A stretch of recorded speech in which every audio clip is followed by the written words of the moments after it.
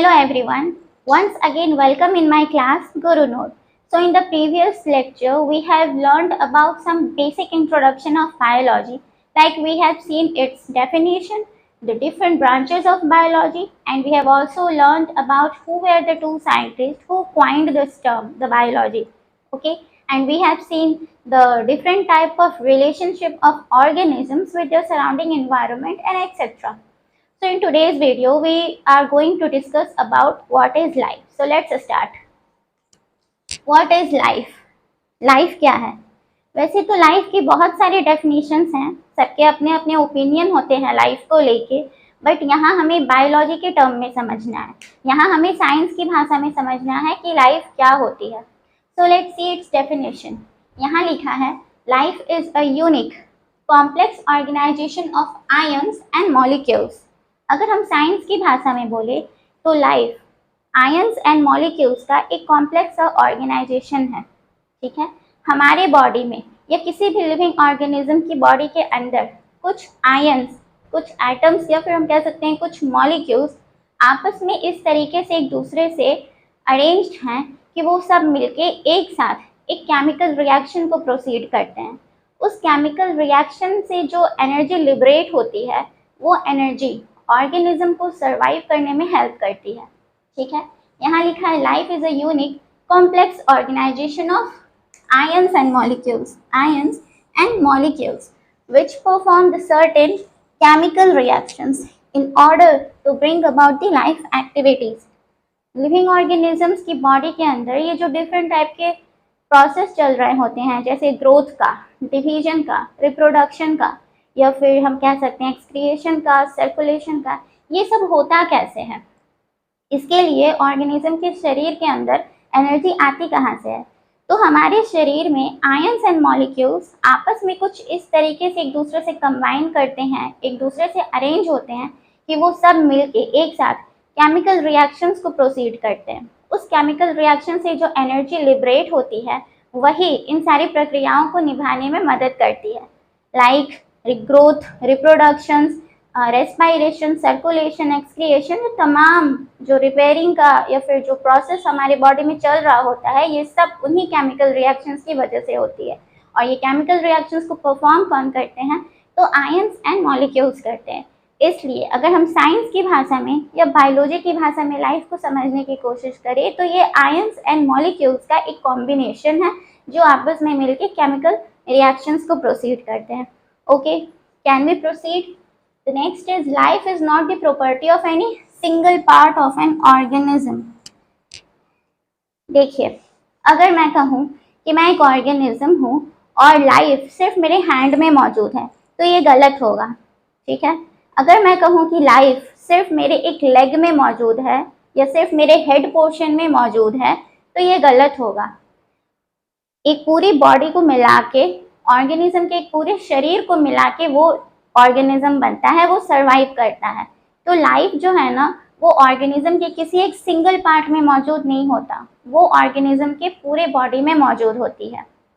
ठीक है, so it is the property of an organism as a whole. हम ये नहीं कह सकते कि लाइफ हमारे सिंगल पार्ट में मौजूद है. जैसे हम ये नहीं कह सकते कि सिर्फ हमारा हाथ जीवित है या हमारा हेड जीवित है और बाकी हमारे बॉडी पार्ट्स जो है वो डेड है. हमारे सिर्फ लेग्स में ही लाइफ है और बाकी बॉडी पार्ट जो है वो लाइफलेस है, उसमें लाइफ नहीं है, तो ये गलत होगा.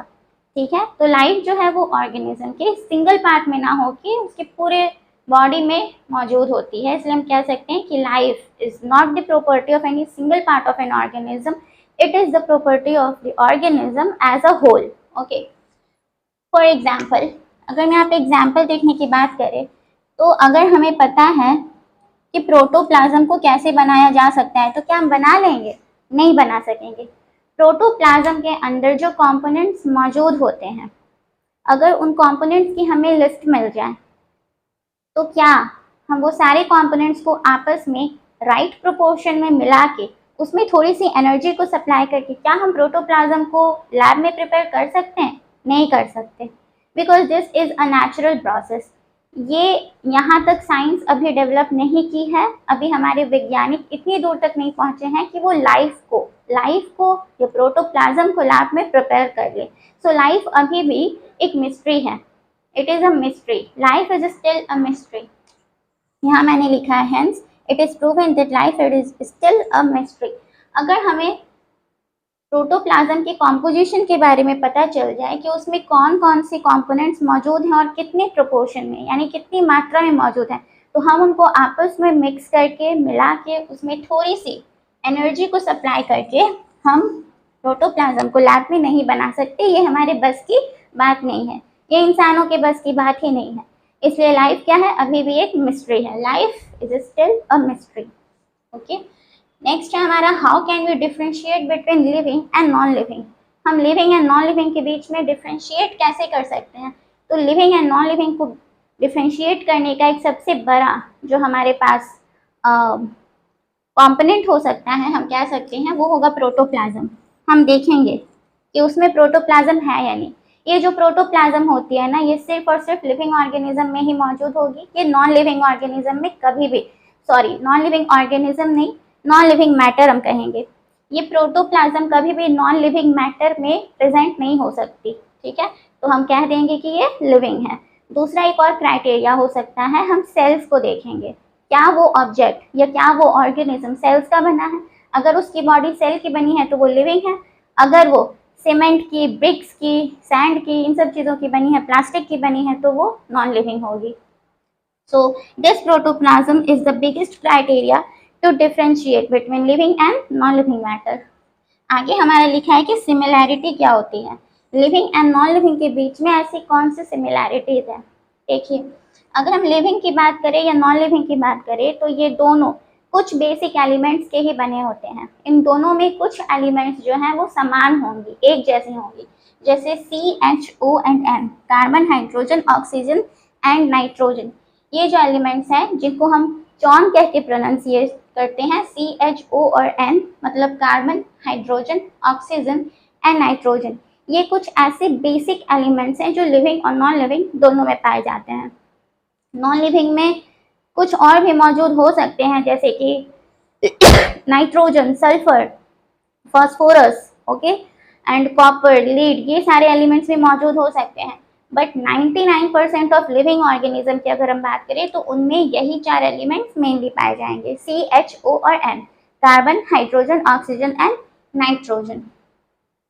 कुछ फिजिकल लॉज होते हैं, जैसे कि ग्रेविटेशन का फोर्स हो गया, मैग्नेटिज्म का फोर्स हो गया, एक्शन और रिएक्शन हो गया। हमने फिजिक्स में पढ़ा है ना, each action has an equal and opposite reaction.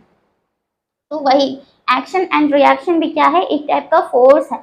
उसी तरीके से ग्रेविटेशन और मैग्नेटिज्म भी एक तरीके का फोर्स है। यहाँ पे एक और हो सकता था, इलेक्ट्रोमैग्नेटिक फोर्सेस।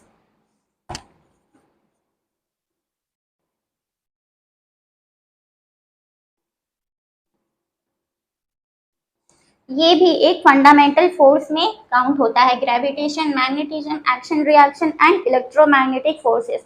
ये कुछ फिजिकल लॉज हैं जो लिविंग और नॉन लिविंग दोनों पे लगती है। सो ये हो गई हमारी similarity. So let's once revise, हमने जो जो पढ़ा उसको एक बार हम रिवाइज कर लेते हैं।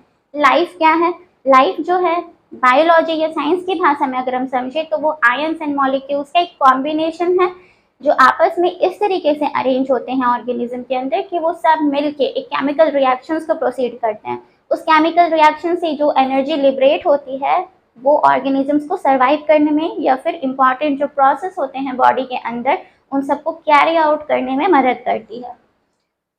लाइफ जो है ऑर्गेनिज्म के किसी भी सिंगल पार्ट में मौजूद नहीं होगा, वो हमेशा ऑर्गेनिज्म के पूरे बॉडी में मौजूद होगा। It is the property of the organism as a whole.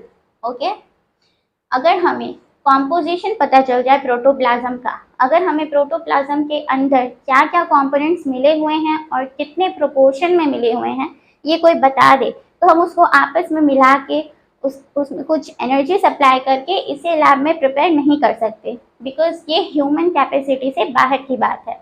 इसीलिए हम ऐसा कह सकते हैं कि लाइफ स्टिल अभी भी एक मिस्ट्री है, life is still a mystery. हम लिविंग और नॉन लिविंग को डिफ्रेंशिएट कैसे करेंगे, कैसे हम समझेंगे कि लिविंग कौन सी है और नॉन लिविंग कैसी कौन सी है, तो हम पता करेंगे कि उसमें प्रोटोप्लाज्म है या नहीं। अगर उसमें प्रोटोप्लाज्म पाया जाएगा तो वो लिविंग है, अगर उसमें प्रोटोप्लाज्म नहीं पाए जाएंगे तो वो नॉन लिविंग मैटर है। एक दूसरा क्राइटेरिया भी हो सकता है प्रेजेंस ऑफ सेल। अगर उस सामान का या उस वस्तु या उस ऑर्गेनिज्म का जो बॉडी है वो सेल्स का बना होगा तो वो लिविंग है। अगर वो सीमेंट का, ब्रिक का, प्लास्टिक का, सैंड का, इन सब चीज़ों से बना होगा तो वो नॉन लिविंग मैटर है। अगेन अगर हम सिमिलैरिटी की बात करें तो लिविंग और नॉन लिविंग में दो सिमिलैरिटी होती है। जो लिविंग होते हैं, लिविंग ऑर्गेनिजम्स, और जो नॉन लिविंग मैटर होते हैं, दोनों की बॉडी कुछ कॉमन एलिमेंट्स की बनी होती है, जैसे कि CHON। ये 4 एलिमेंट्स ऐसे होते हैं जो लिविंग नॉन लिविंग दोनों में पाए जाते हैं। 99% ऑफ लिविंग में भी पाए जाते हैं और नॉन लिविंग में भी पाए जाते हैं, बट नॉन लिविंग के केस में कुछ अदर एलिमेंट्स भी मौजूद हो सकते हैं, जैसे फॉस्फोरस, नाइट्रोजन, मैग्नीशियम, इन सारी चीज़ों का भी वहाँ पे मौजूदगी हो सकती है नॉन लिविंग के मैटर में। अगेन जो लिविंग और नॉन लिविंग होते हैं दोनों में कुछ फिजिकल लॉज हमेशा लगेंगे, जैसे कि ग्रेविटेशन हो गया, मैग्नेटिज्म हो गई, एक्शन रिएक्शन हो गए, इलेक्ट्रोमैग्नेटिक फोर्सेस हो गए। ये सब कुछ कॉमन फिजिकल लॉज हैं, या आप कह सकते हो फिजिकल फोर्सेस हैं जो लिविंग और नॉन लिविंग दोनों पे लगती है। So that is all for today's lecture. तब तक आप ये सारी चीज़ों को रिवाइज कर सकते हो। Okay, so thank you so much.